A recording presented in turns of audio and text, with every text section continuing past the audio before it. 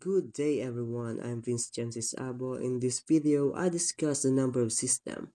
Number system are essential parts of our daily life, and the system we use today has given mathematicians, engineers, and scientists a great advantage in advancing modern science and technology. In this discussion, I will explain the origin of our number system, its development, and why it's so important in human progress. Now let's proceed on the next slide. Here are the types of number of system. Number 1, unitary system. Number 2, decimal system. Number 3, scientific and engineering notation. Number 4, round off values. Let's discuss first the unitary system. When we say unitary system, this is the simplest system than decimal system, but in comparison between the objects to be counted and the count or tally. Unitary system is a long series of tallying marks into a group of 5 by making a diagonal stroke through each set of marks as. Additional input, this system isn't still very popular for making a count of things. Next one is the decimal system. Decimal system has been so widely used from time immemorial counting. It's based upon the 10 fingers of man. It's nothing more than a code where each distinct quantity is assigned a symbol. These following digits are used 1, 2, 3, 4, 6, 7, 8, and 9. These symbols are called Arabic numerals. Okay, let's define these two decimal parts, beginning with the decimal integer.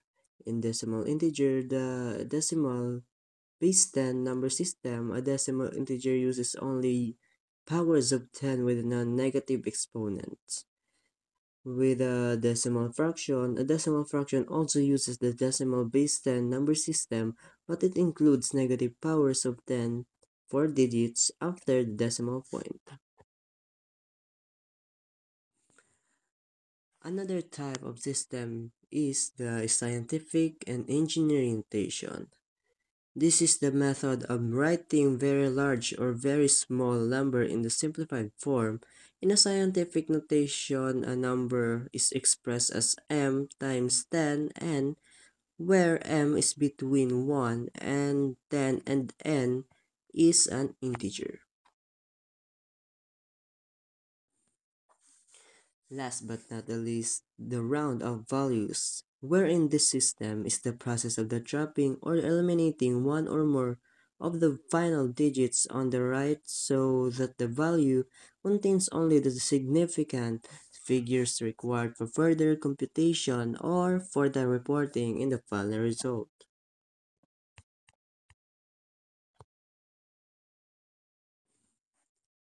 There is also rounding up system. When a digit is to be dropped is greater than 5, the preceding digit is increased by 1 and all succeeding digits are dropped.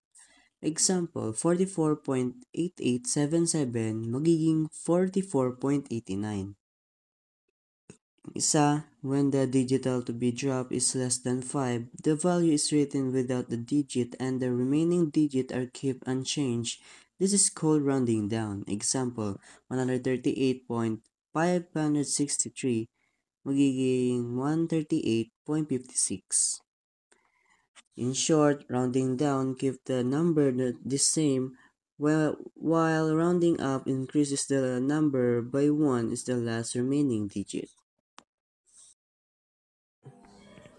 Now I will discuss about the decimal binary conversion. So decimal binary conversion, to convert decimal whole number from base 10 to any other base, divide that number repeatedly by the value of base to which the number is being converted. The division operation is repeated until the quotient is 0. The remainder written is a reverse of the order in which they were obtained from the new equivalent numeral. The zero quotient indicated the end of the calculation. Observe the remainders can be only 0 or 1. Since the division are by 2, the sequence of the remainders from the bottom up, as indicated by the arrow, yields from binary equivalent.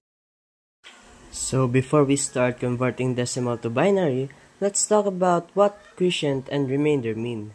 So quotient mean is the result of the division, how many times it fits into the number, while remainder, this is what is left over after the division. It will always be 0 or 1.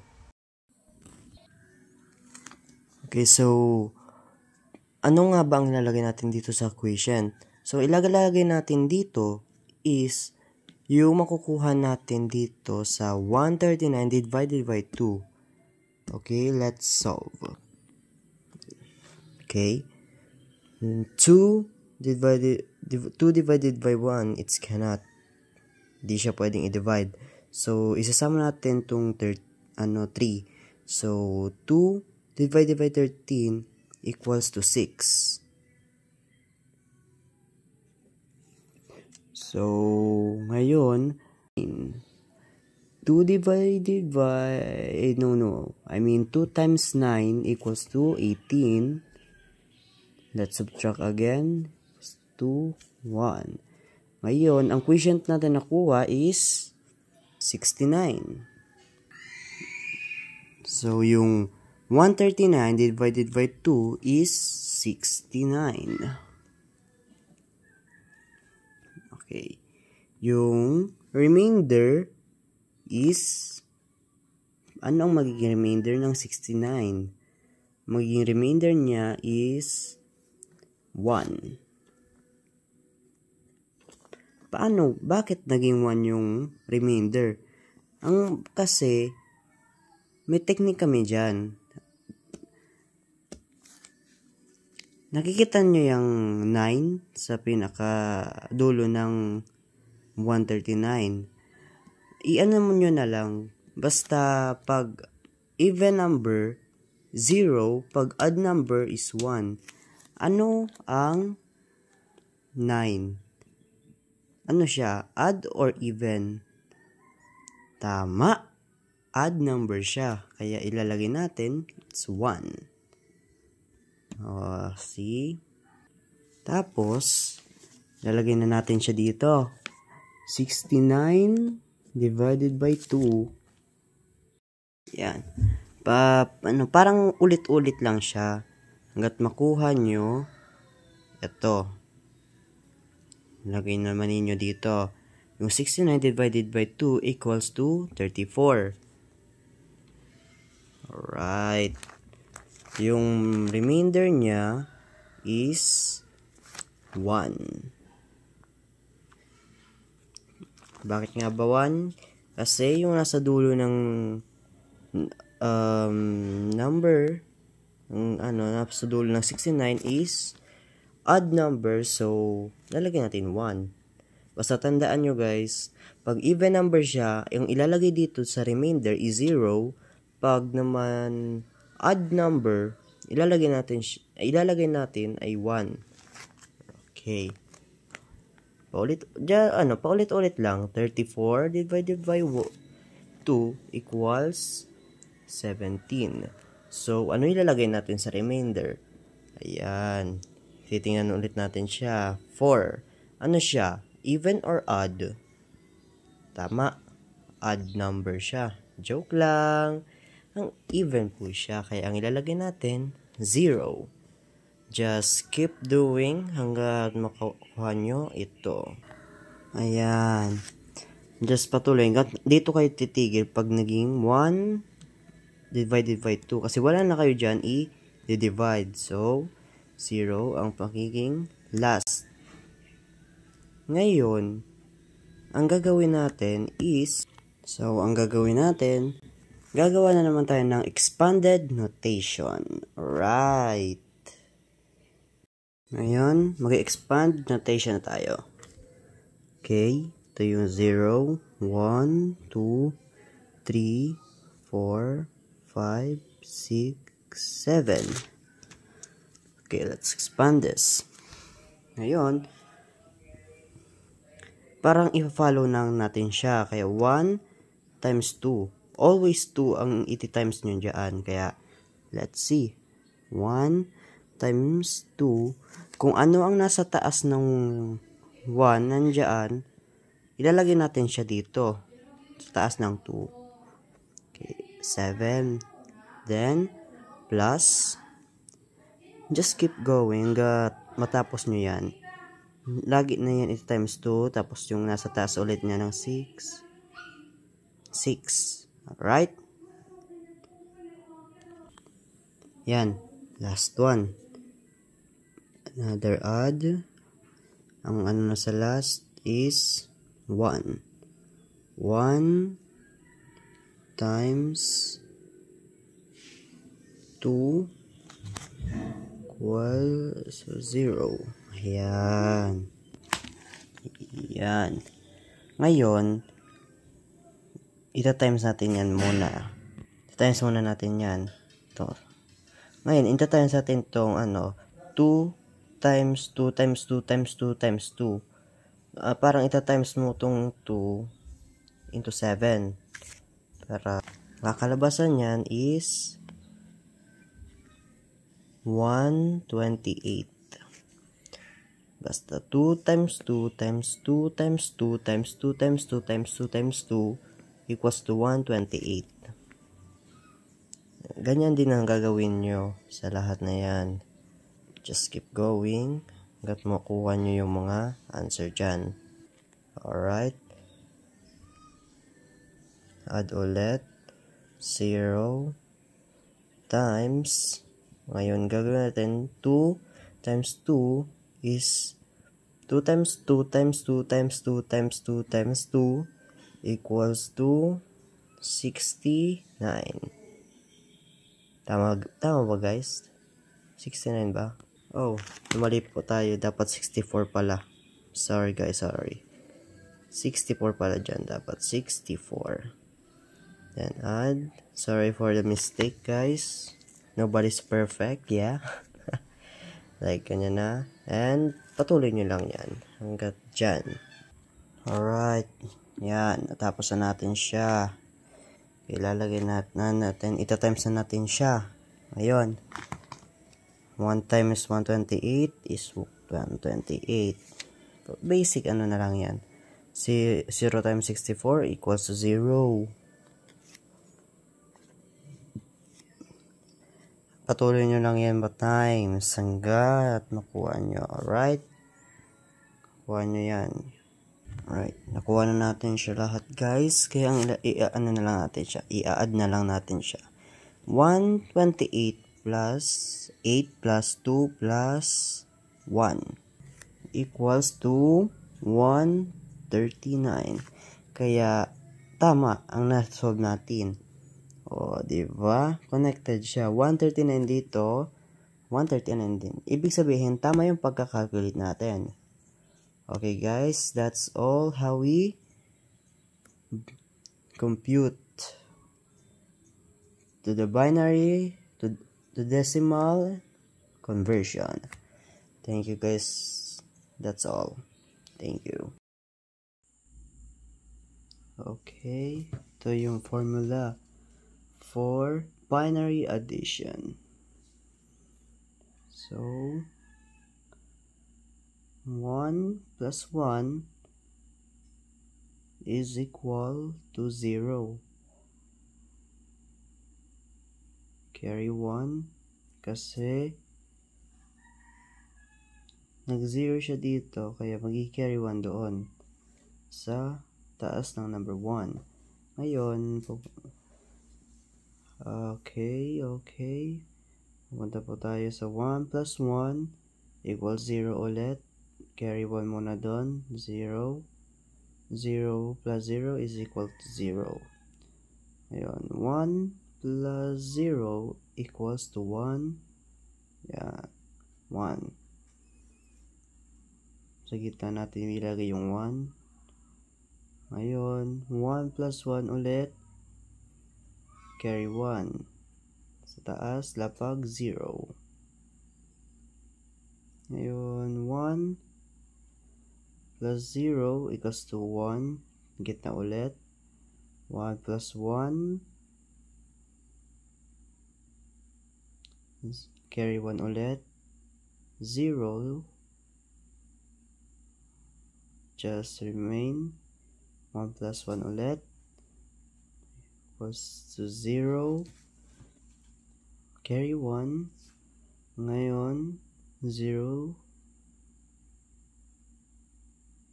0 ulit. Then, 1 plus 1. 0 ulit sa gitna. Carry 1. And, ngayon, 0 plus 0 is equal to 0. 1 plus 0 is equals to 1. Bring down 0 and bring down 1. Now that's the final answer.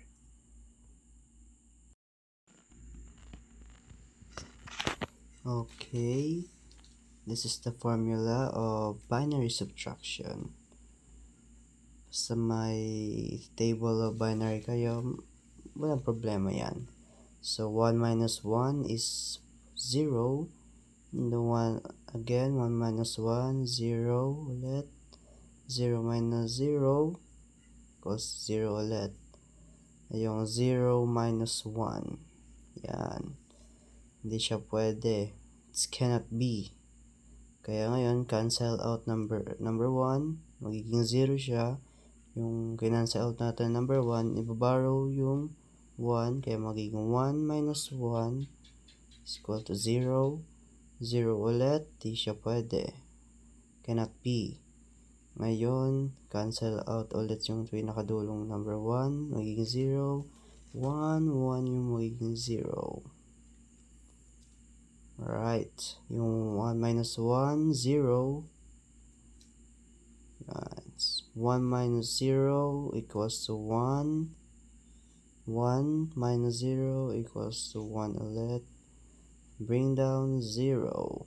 So, that's the final answer for subtraction. Okay. This is the formula of binary multiplication. Just keep doing what I'm doing. 1 times 1 equals to 1. 1 times 0, okay, 0. 1 times 1 ulit, 1. Bakit ang musuan, sir? Yan. Tuturo pag nag-ano ka.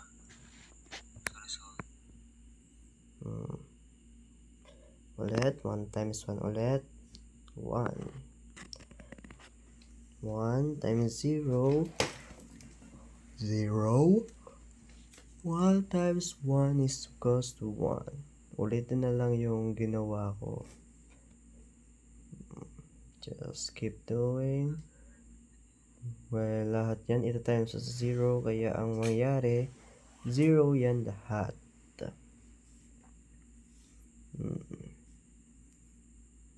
Dapat ang technique dyan, proper alignment lang. Basta kung nasaan yung pinag-times mo, dapat doon rin yan. Ayan. Yung mga ginagawa ko. 1 times 0, 0. 1 times 1, 1. 1 times 1 ulit, 1. 1 times 0, 0. And 1 times 1 is 1. Now, gagamit po tayo dyan ng binary addition. Yan. Binary addition. Now, let's start. 1, bring down 1. 1 plus 1. No, joke lang.